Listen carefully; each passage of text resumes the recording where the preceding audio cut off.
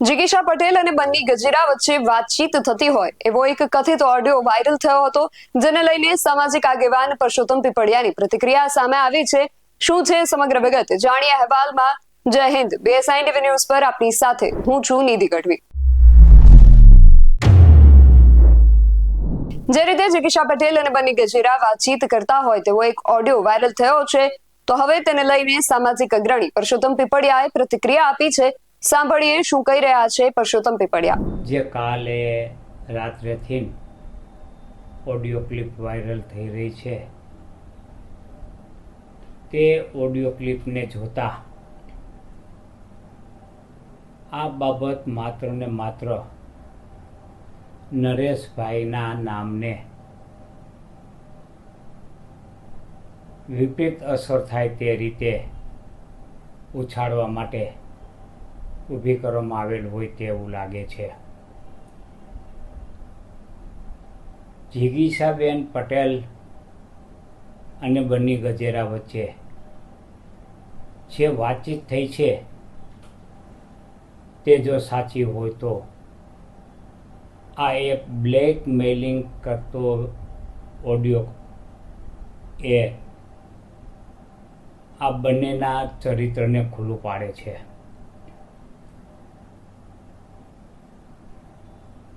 નરેશભાઈ પટેલની કારકિર્દી જોઈએ તો તેઓ 5 દાયકાથી સમાજ સેવા માટે કાર્ય કરી રહ્યા છે।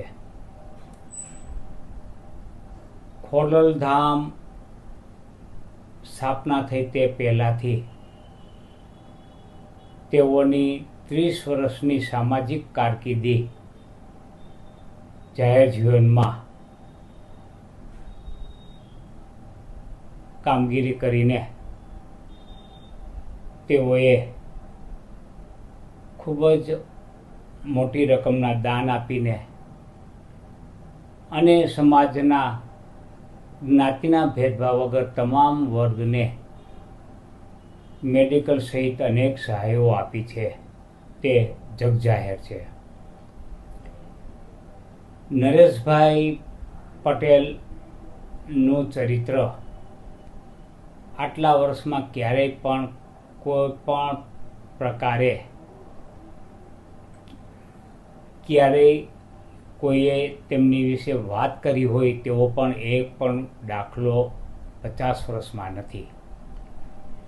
આપ જાણો છો કે કોઈ પણ વ્યક્તિનું ચરિત્ર હોય, જો ખરાબ ચરિત્ર હોય તો તેમની ચર્ચાઓ સમાજમાં થતી જ હોય છે, પણ 50 વર્ષના ઇતિહાસમાં સમાજની એક પણ વ્યક્તિએ ક્યારેય આ અંગેની શંકાઓ પણ વ્યક્ત કરી નથી। તેથી આ બંને વચ્ચેનો જે ઓડિયો ક્લિપ છે એ નરેશભાઈ પટેલ વિશે હોય તેવું માનવાને જરા પણ કારણ નથી। તમે ઓડિયો ક્લિપની જે બે વચ્ચે વાતચીત થયેલ છે તેમાં તેઓ જણાવે છે કે તમે નરેશભાઈ પટેલને ફોટો મોકલજો અને એમાં ઓળખાય નહીં તે રીતે કાળો કરી નાખજો, મોઢું ઓળખાય નહીં તે રીતે। એટલે મારી દૃષ્ટિએ સમાજના અન્ય સમાજના કે અન્ય કોઈ રાજકીય હોદ્દેદારો કે કોઈ પણ હોય, જે નરેશભાઈ જેને જાણતા હોય, નરેશભાઈ પ્રત્યેનું સારું સ્થાન હોય અને સારી છાપ હોય, તો એને બ્લેકમેલિંગ કરવા માટે નરેશભાઈને જાણ કરતા હોય તેવી પ્રકારની બાબતો તેમાં ફલિત થતી હોય તેવું જાણવા મળે છે।